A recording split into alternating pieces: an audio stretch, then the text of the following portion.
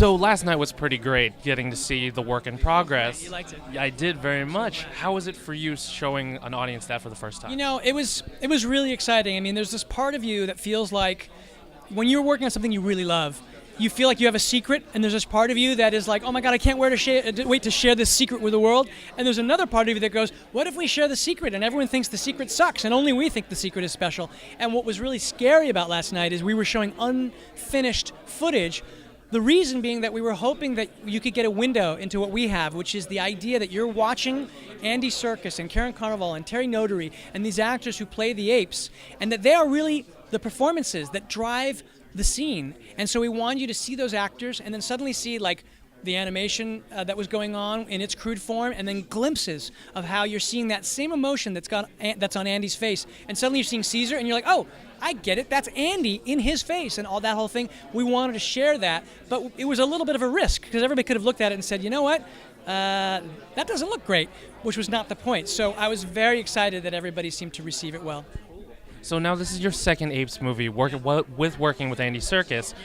Are there still elements of his performance or the technology that surprise you as a filmmaker? Well, the interesting thing about the technology is that the technology is purely about recording. It just records what he does. And as there are advancements in the mocap capture, it just means that they're getting more detail in his face, which means that they have more data that can show the animators exactly the position that all the muscles in his face are in as he's emoting.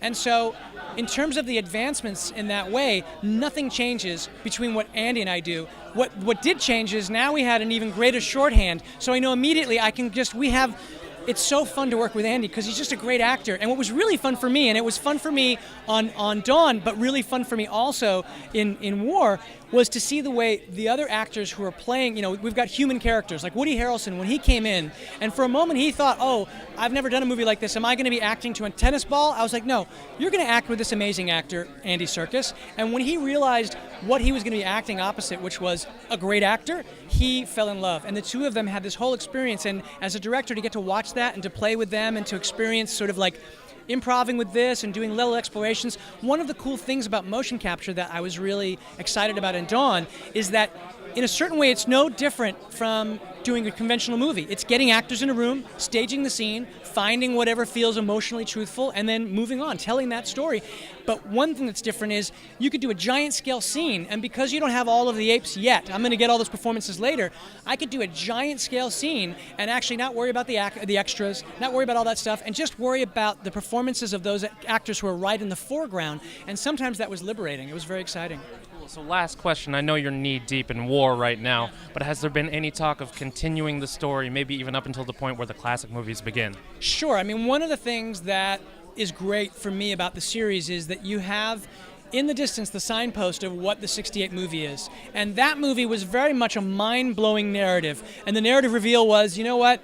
This was Earth all along, and it was about the arms race. It was about human nature. This is what humanity has done to itself, and the apes have evolved to this new place.